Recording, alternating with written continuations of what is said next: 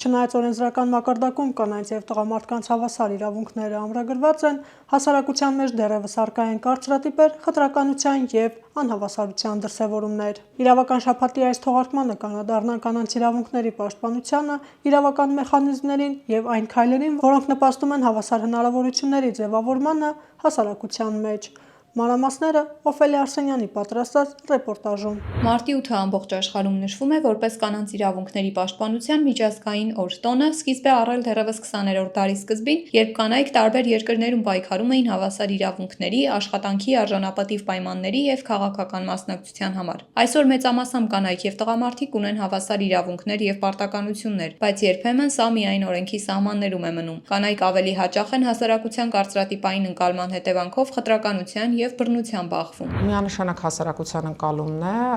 եւ կարծրատիպերն են, քանի որ Հայաստանի Հանրապետության օրենսդրությունը ամբողջովին հավասար հնարավորություն է տվել եւ կանանց եւ տղամարդկանց։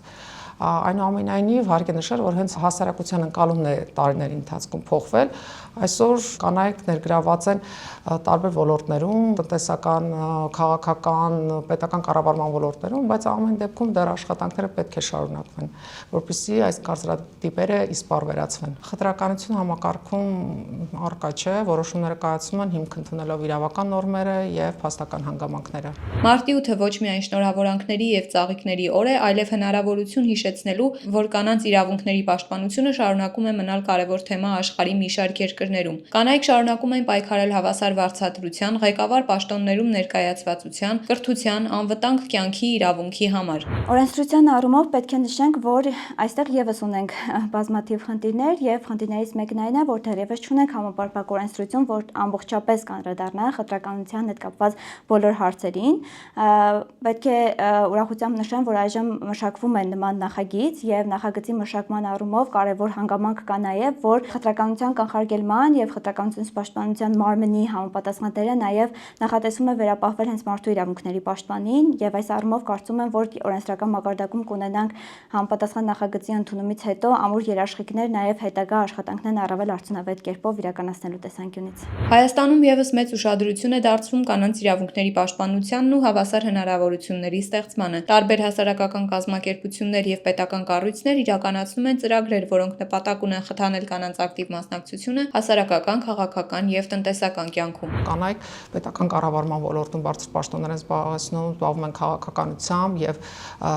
տարբեր մասնագիտական ոլորտներում առաջատար դիրքերում են։ Որպես կին ունեմ իմ զգայունությունը կամ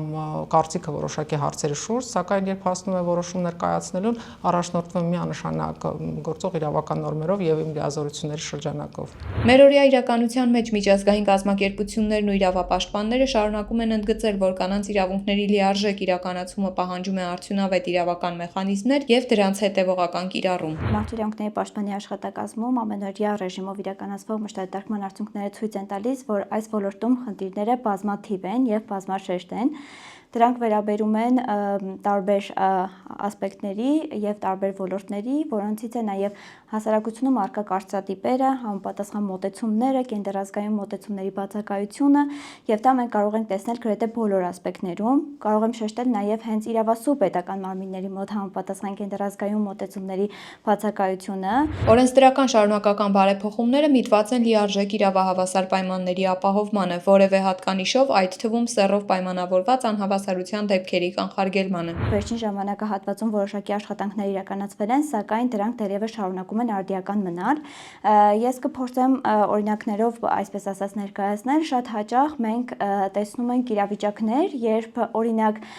այնպիսի երևույթները, որոնք որ իսկապես անհրաժեշտ են, որպեսզի օրինակ աշխատանքային իրավահարաբերություններում կնոջ դերի բարձրացում տեղի ունենա եւ հավասար պայմաններ ապահովեն նրա իրավունքների լիարժեք իրականացման համար, շատ հաճախ դիտարկվում են որպես առավելություններ, մինչդեռ դրանք ոչ թե առավելություններ են, այլ հավասար հնարավորությունների ապահովման ուղղված երաշխիքներ, որոնք շատ հաճախ հենց այդպես չեն ընկալվում, եւ դա պայմանավորված է նաեւ հենց կարծրատիպային մոտեցումներով, որոնք առկա են մեր հասարակությունում։ Կարևոր է, որ մարտի 8-ը դիտվի ոչ միայն որպես տոն, այլև եւս մեկ օր անդրադառնալու կանանց առջև կանգնած խնդիրներին եւ դրանց լուծման ուղիներին։ Շատ կարևոր է որևէ պարագայում չլռել եւ չնորմալիզացնել անհավասար պայմանները։ Իրավահավասարությունն իր կարևոր հետքն է թողնում բոլոր բոլոր ոլորտներում, այդ թվում որոշումների կայացման տեսանկյունից։ Եթե կա խտրականության դեպք, պետք է դրա մասին ուղղակի բարձրաձայնել,